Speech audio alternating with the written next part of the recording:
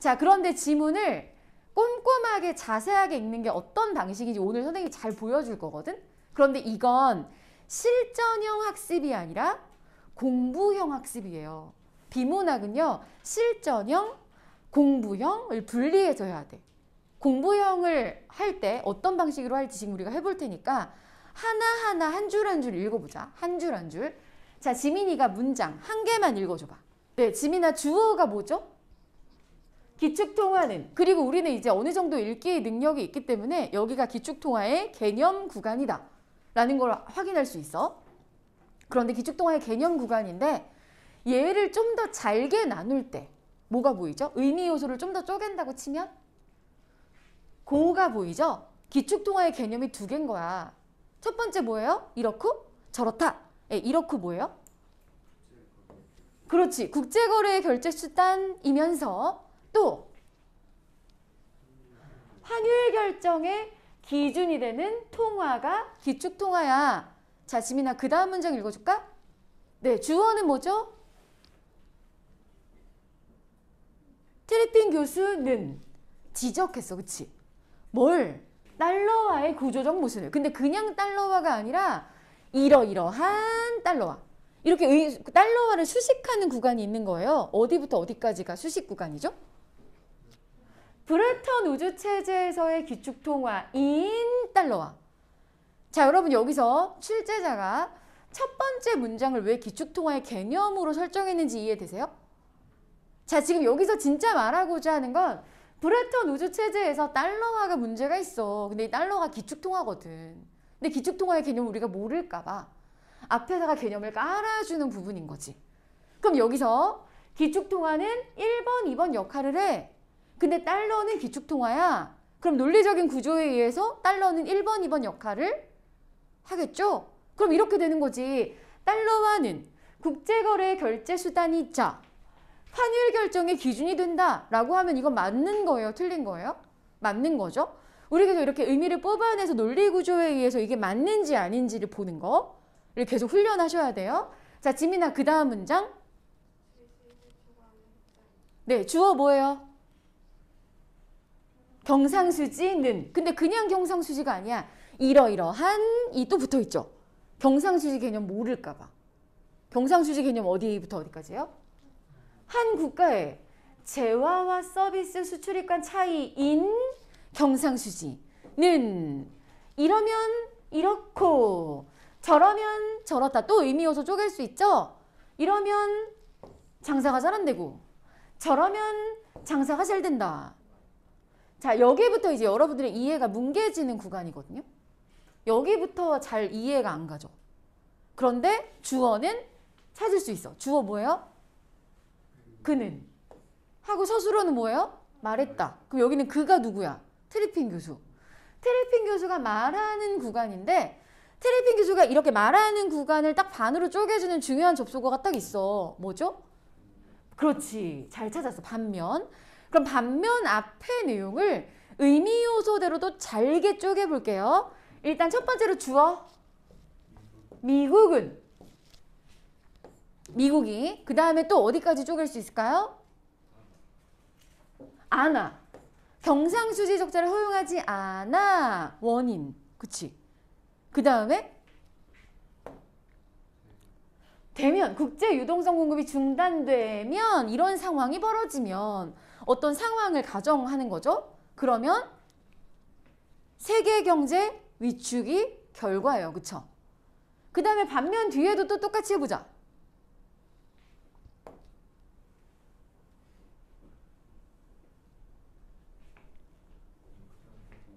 지속되어 원인. 그 다음에 과잉 공급되면 이런 상황이 벌어지면 또 상황을 가정했어? 그럼 그거에 대한 결과로 신뢰도가 저하되고 고정환율제도 붕괴. 그럼 반면을 기준으로 이렇게 나눌 수 있었는데 그렇게 하고 보니까 자연스럽게 반면이 왜 반면인지를 알겠어. 반면 왜 반면이에요? 반면 앞에는 경상수지 적자를 허용하지 않아서 반면 뒤에는 적자 상태가 지속돼요. 이렇게 돼 있지. 그럼 여기서 우리가 요 왜 얘가 반면인지를 획득할 수 있고 여기서 이렇게 쪼갰을 때 인과관계 과정이 보이죠. 인과관계 과정을 내가 확인해야 돼. 인지해야 돼. 이렇게 굳이 막 색칠 안 해도 내가 그걸 인지할 수 있어야 되는 게 되게 중요한 역할이잖아. 우리의 읽는 사람의. 그러면 여기를 정리를 해볼게요. 지금 공부하는 중이니까. 여기다 정리를 해보면 적자를 허용하지 않으면 그 다음 단계 뭐죠? 찾아서 말해줘봐. 국제 유동성 공급이 중단되고 그럼 그 다음의 결과로 세계 경제가 위축된다. 자, 반면 뒤에 정리해보면 적자가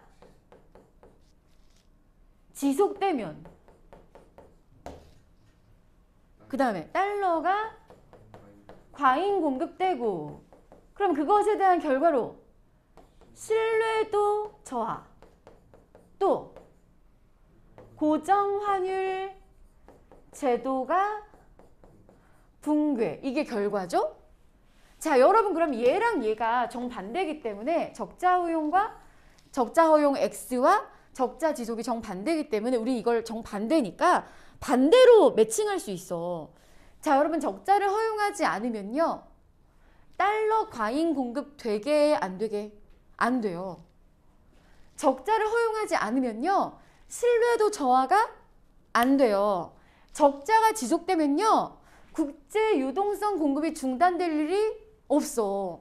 그러니까 이게 정보를 찾기에 이렇게 정리를 하는 게 굉장히 중요한데 정리되어 있지 않은 정보는 우리가 획득하기가 굉장히 어렵거든요. 자, 여러분 가장 어렵게 보이는 문제가 13번입니다. 13번 문제 선지 1번 찾았어요? 13번 문제의 선지 1번을 보세요. 자, 이제 여러분의 눈에 거슬리는 두 개의 의미 요소가 툭 튀어나와야 돼.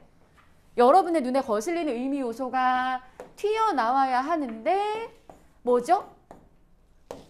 통화 공급 감소하고 신뢰도가 낮아진 것. 자, 여러분 여기 보세요. 달러가 과잉되는 건 신뢰도 감소와 이어져요. 그런데 통화국, 여기서 A국은 미국의 기축통화거든. 여기 기축통화라고 나와 있어요. 그러면 통화 공급이 감소된 건 달러 과잉과 다른 상황이지. 정반대의 상황이죠. 그런데 신뢰도 저하되겠어요? 이거 두 개 매칭 돼 안 돼? 비문학 문제 이렇게 푸는 겁니다. 이것 뽑아내고 이것 뽑아내고 연결해서 아닌데? 매칭이 안 되는데? 이렇게 해결하시는 거예요. 이해가 되세요? 정보를 정리를 하지 않으면 이거 정리하지 않으면 이거 찾으러 이 지문 전체를 엄청 돌아다녀야 돼. 그러느라 우리가 시간이 오래 걸리는 거거든. 그러니까 지금 여러분이 시간을 줄이기 위해서는 이렇게 한 줄 한 줄을 꼼꼼하게 읽는 독서를 해서 이렇게 독서한 게 20개, 30개가 누적될 때 독해력이 향상돼요. 그러면 실전에서도 좀 더 보이는 게 많아져요. 실전에서 이렇게 하면 망하지. 이렇게 하면 지문 한 개밖에 못 읽잖아. 실전에서 보는 게 많아지려면 여러분이 무조건 이렇게 꼼꼼한 독서를 해야 되는데 우리 문제가 뭐냐면 내가 무슨 말인지 모르고 글을 읽는 게 너무나 익숙해져 있는 상태인 거야. 그간의 비문학 공부를 하면서 무슨 말인지 모르는 게 너무나 많아서 그냥 그걸 당연하게 그러려니 생각하고 문장과 싸우지 않아. 문장을 붙들고 얘랑 싸워야 돼. 이거 하나하나를 다 이해해야 되거든. 한 줄 한 줄을. 그래야 나의 독해력이 향상되고 독해력이 향상되게 실전에서도 실현이 된단 말이야. 그러니까 여러분 이번 겨울방학에 시간 훈련을 할 생각 하지 마세요. 시간 훈련보다는 독해력이 먼저입니다. 무슨 말인지 이해되시죠? 집에 가서 한 줄 한 줄 문장이랑 싸우는 공부를 해야 돼. 자, 그럼 다시 돌아와서 계속 읽어보면요. 자, 두 번째 문단. 이러한 트리핀 딜레마는 조금 시간이 없으니까 선생님 바로바로 빨리 읽을게요. 자, 이러한 트리핀 딜레마는 이러지도 저러지도 못하는 상태야. 1번을 하면 어떻게 돼요? 세계 경제가 위축돼. 2번 하면 어떻게 돼요? 고정환율 제도가 붕괴돼. 그러니까 이러지도 저러지도 못하는 트리핀 딜레마는 국제 유동성 확보와 달러와의 신뢰도 간의 문제이다. 그럼 여러분이 이제 이게 뭘로 보여야 돼? 국제 유동성 확보는 1번인가요? 2번인가요? 1번인가요? 2번인가요? 얘 X잖아, 지금. 그러면 국제 유동성 공급 X가 1번이니까 국제 유동성 확보는 2번이지. 달러와의 신뢰도를 유지할 수 있는 건 1번인가요? 2번인가요?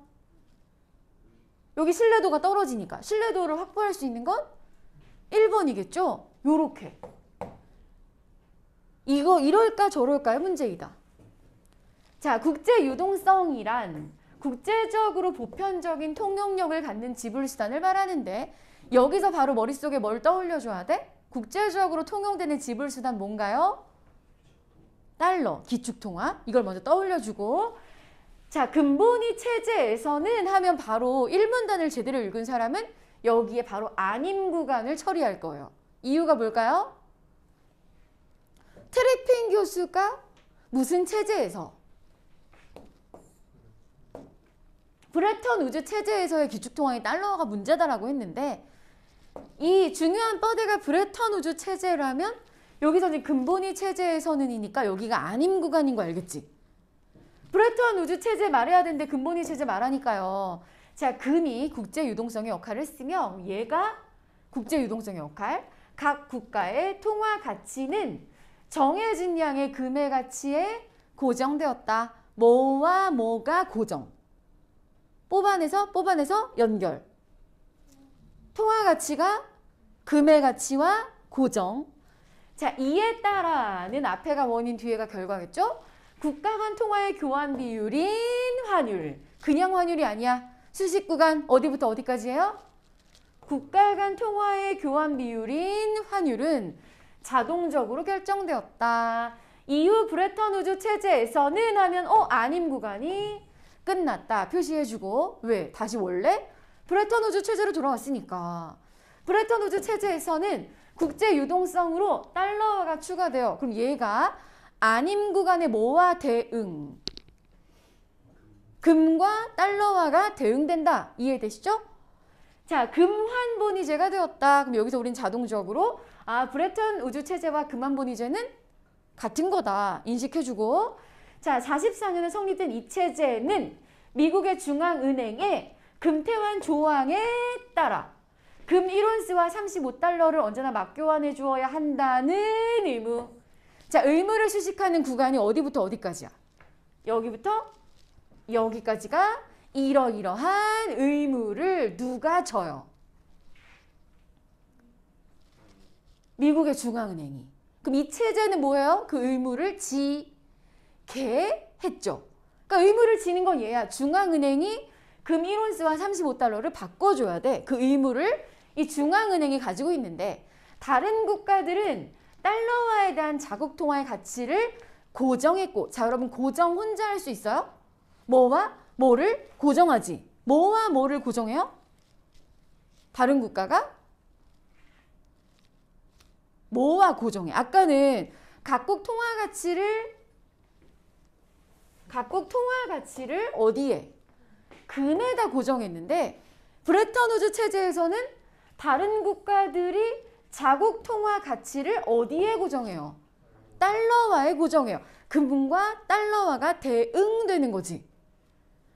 자, 그래서 달러화로만 금을 매입할 수 있었다. 환율은 경상수지의 구조적 불균형이 있는 예외적인 경우를 제외하면 플러스 마이너스 1 내에서의 변동만을 허용했다. 요 정도 허용. 이에 따라. 아까 아님 구간에서도 똑같이 이에 따라 있지 않았어? 계속 이게 아님 구간과 맞음 구간이 대응되면서 그걸 구별할 수 있는지를 물어보는 문제가 나올 텐데 이에 따라 기축통화인 달러화를 제외한 다른 통화들 간의 환율인 교차환율. 자, 그럼 교차환율을 수식하는 구간이 여기부터 여기까지가 되는 거죠? 자동적으로 결정되었다. 자, 그럼 우리가 아님 구간과 맞음 구간이 대응된다고 했을 때 뭐와 뭐가 또 대응이야? 이에 따라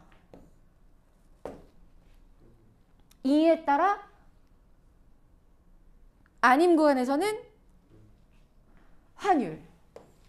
마진 구간에서는 교차 환율. 그럼 이제 우리는 뭘 알아야 돼요? 환율은 뭐고 교차 환율은 뭐길래 얘는 여기 쟤는 저기 되는지 이걸 알아내야 되잖아. 이해되세요? 어떻게 우리가 이걸 분석하면서 읽어야 되는 건지? 자, 여기서는 환율이고 여기서는 교차 환율이야. 우리 교차 환율 알아요, 몰라요?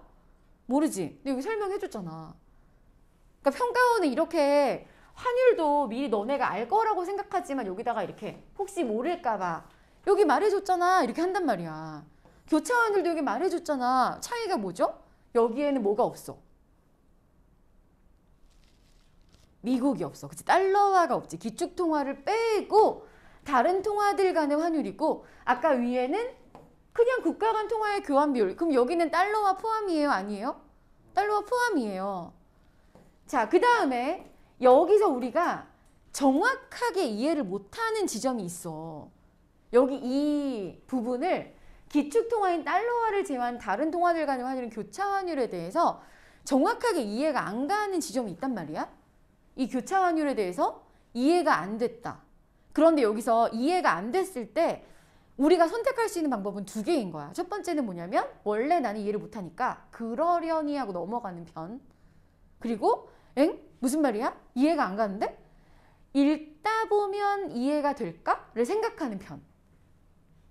둘 중에 내가 어디쯤인지를 생각해야 돼. 자, 첫 번째 친구. 그냥 그러려니 하는 친구는 마지막까지 가도 얘를 이해할 수가 없어요. 그런데 약간 마음속에 물음표를 가지고 그걸 알아내려는 생각을 요걸 한순간 했으면 그 다음에 마지막 문단에서 약간 달라질 수 있거든. 마지막 문단에 가서는 이거에 대한 그게 그 말이었나? 다시 올라와서 읽어보면 맞네. 확인할 수 있는 가능성이 발생해요. 아니 모를 수도 있어. 하고 무슨 말이야? 읽다 보면 이해가 될까를 했더라도 반드시 그게 연결되는 건 아니에요. 그런데 그럴 가능성이 생겨요. 그러니까 여러분이 그러려니 태도를 좀 버려야 돼. 자, 그럼 계속 읽어보면 자, 1970년대 초에 미국은 경상수지 적자가 누적되기 시작하고 달러화가 과잉 공급되어 미국의 금 준비량이 급감했다. 그럼 이제 이걸 어떻게 쪼개죠? 미국은 하고 이거 몇 번이야? 1번이야? 2번이야? 경상수지 적자 누적 2번. 달러화가 과잉 공급돼요. 그렇지. 달러화 과잉 공급되잖아? 그 다음 단계의 인과관계가 이거 아니에요? 그 다음 단계 뭐예요?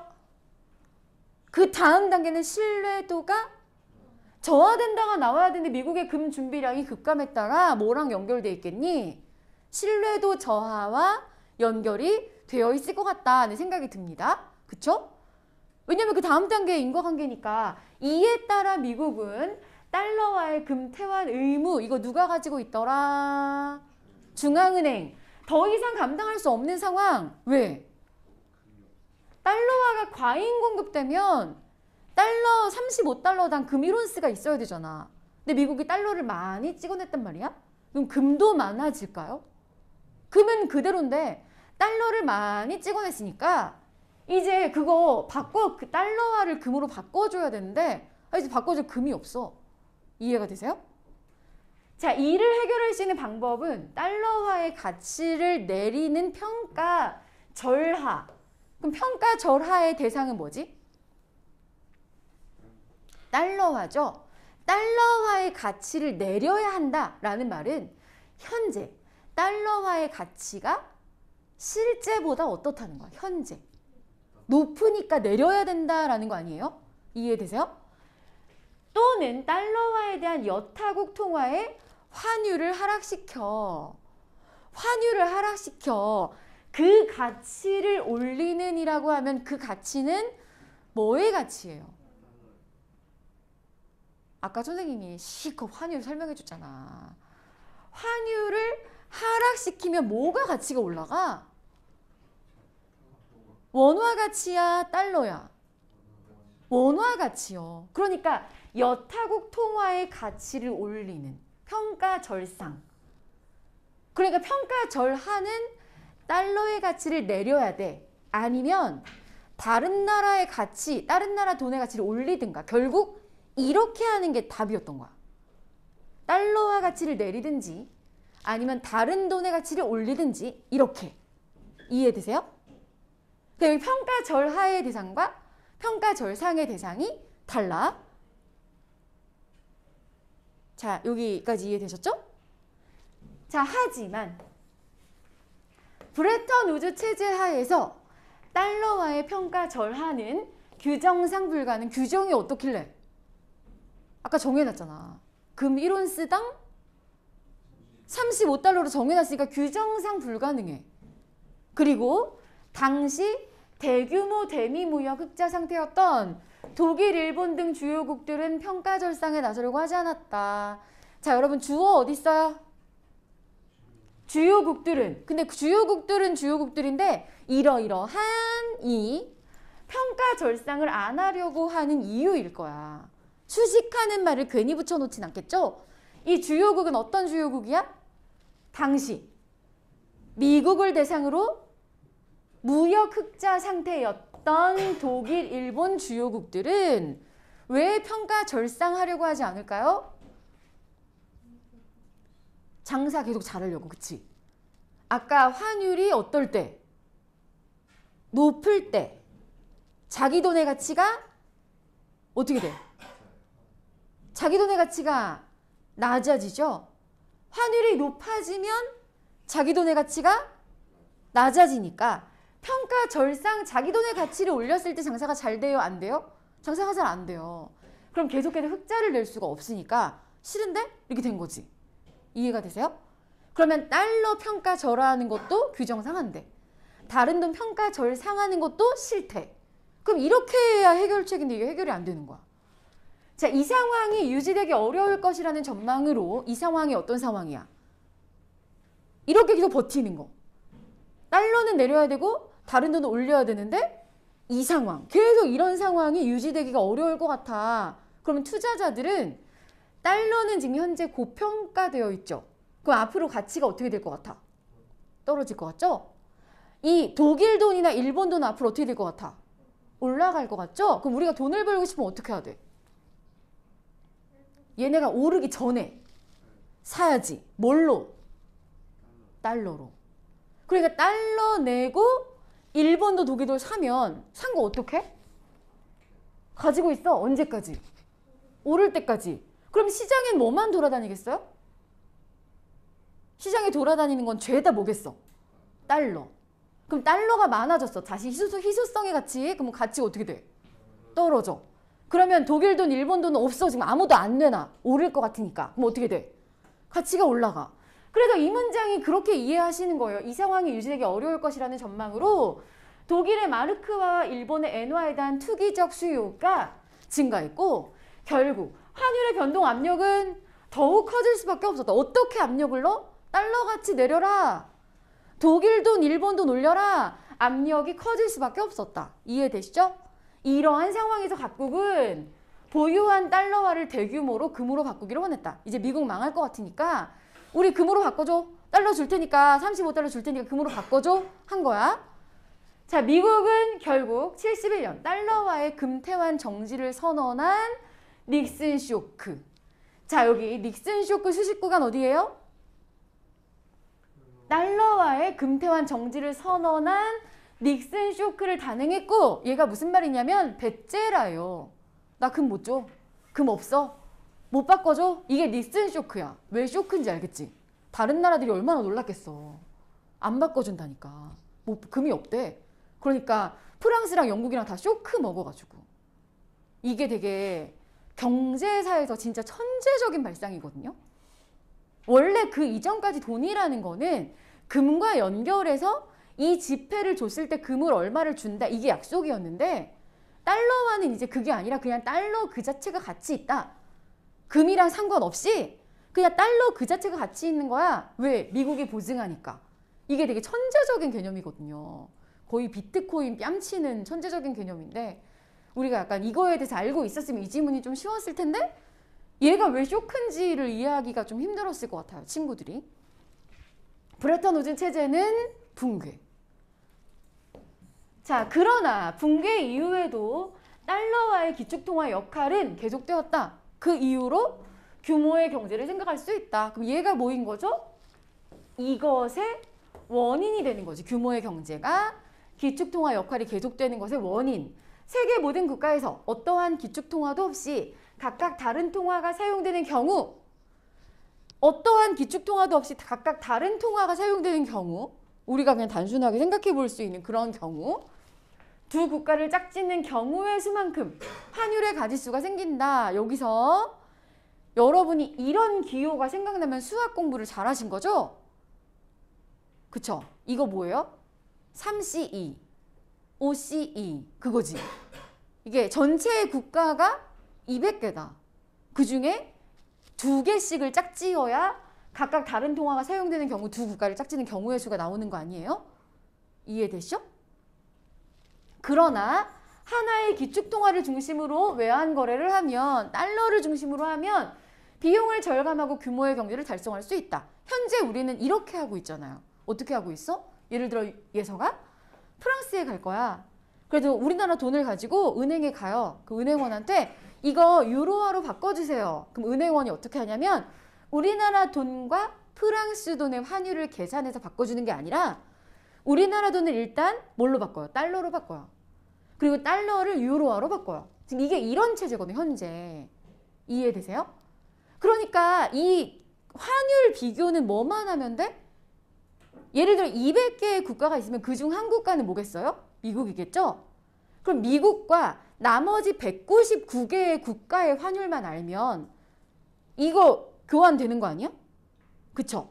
근데 만약에 그게 아니라 내가 일본 갈 거야. 그럼 어떻게 해? 우리나라 돈과 일본 돈의 가치를 비교해.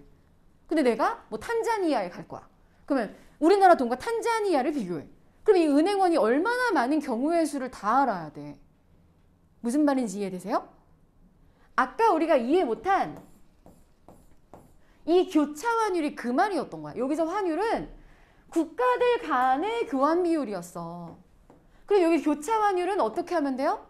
달러를 중심으로 A국 돈 달러로 바꾸고 달러를 바꾼 거를 또 B 돈으로 바꾸고 이렇게 하는 게 교차 환율이었던 거야. 그래서 A와 B 간의 환율이 자동 결정된다. 달러를 기준으로. 이걸 알아야 문제가 풀리거든요. 자, 이제 선생님이 친구들과 개인적으로 상담을 할 동안 여러분들은 예를 좀 풀어보세요. 13번까지. 14번까지인가? 어휘 문제 14번까지인가요? 자, 평가지 작성이 끝난 친구. 자, 서연이부터 오세요.